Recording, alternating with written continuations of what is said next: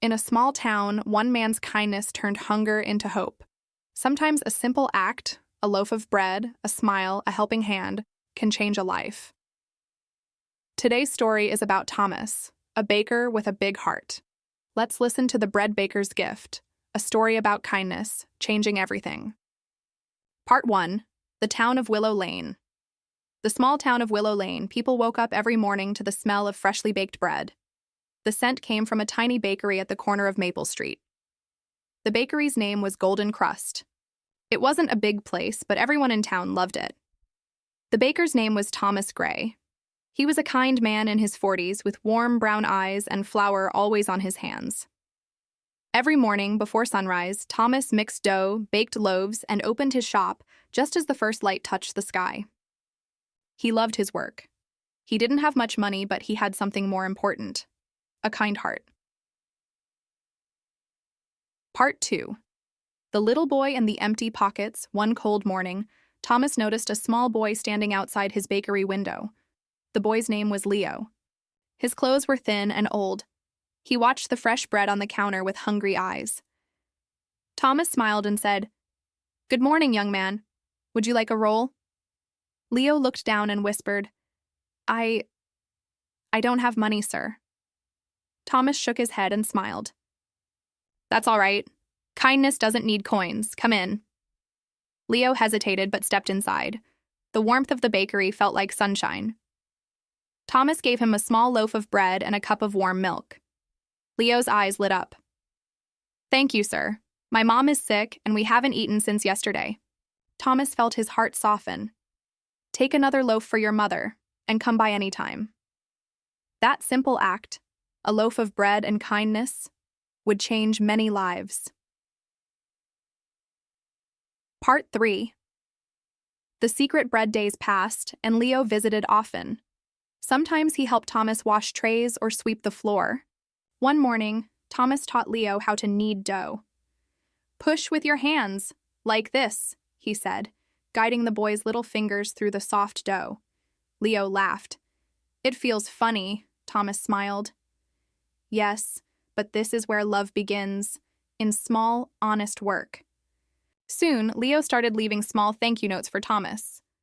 One note said, "Thank you for feeding us. I'll help people like you one day." Thomas kept those notes in a small box near the counter. Part 4. Hard times. One winter, the bakery faced trouble. The price of flour rose high, and Thomas couldn't afford enough to bake. Many shops in town closed, and people stopped buying as much bread. Thomas worried, but didn't stop giving free bread to hungry people. His friend Mrs. Collins said, "Thomas, you're too kind. You'll lose everything."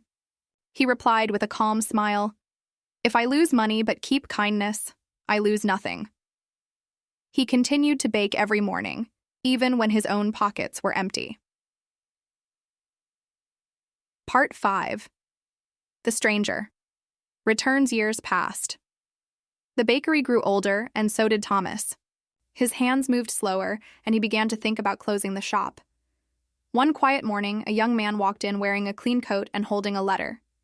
"Good morning," Thomas said. "Would you like some bread?" The young man smiled. "Do you remember me?" Thomas looked closer. The man had kind eyes, familiar eyes. It was Leo. He was no longer a hungry boy. He had become a teacher in a nearby town. Thomas was surprised. "Leo, you've grown so much." Leo handed Thomas the letter. "This is for you. You helped me when no one else did. You taught me kindness. I saved money to help you now." Inside the envelope was a check, enough to repair and expand the bakery. Thomas's eyes filled with tears. "Leo, I never expected this." Leo smiled. "You gave me hope when I had nothing." Now it's my turn. Part 6. The Bread of Hope. With Leo's help, the bakery reopened, brighter than ever. The new sign above the door read, "Golden Crust, where kindness is the secret ingredient." People from nearby villages came to visit. Every loaf Thomas baked carried a small tag with a message, "A little kindness can feed the world." Soon, Thomas began teaching poor children how to bake. He told them, "When you give, you grow. Bread fills the stomach, but kindness fills the soul." Leo helped too. Together, they made bread for hospitals, schools, and families in need. The small act of kindness that started with one loaf had now become a river of love through the whole town. Part 7. The Legacy of the Baker Years. Later, when Thomas passed away, the whole town came to his funeral. They didn't just cry, they remembered. Every person had a story about the baker's kindness. The widow who received free bread when she was hungry. The young man who learned honesty in his bakery.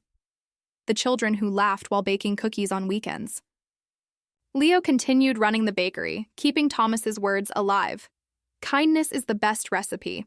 And every morning, the smell of warm bread still floated down Maple Street, a soft reminder that one good heart can change an entire world. Moral of the story: kindness is never small. A simple act can grow and spread beyond what you imagine. When you give from the heart, the world becomes a little warmer.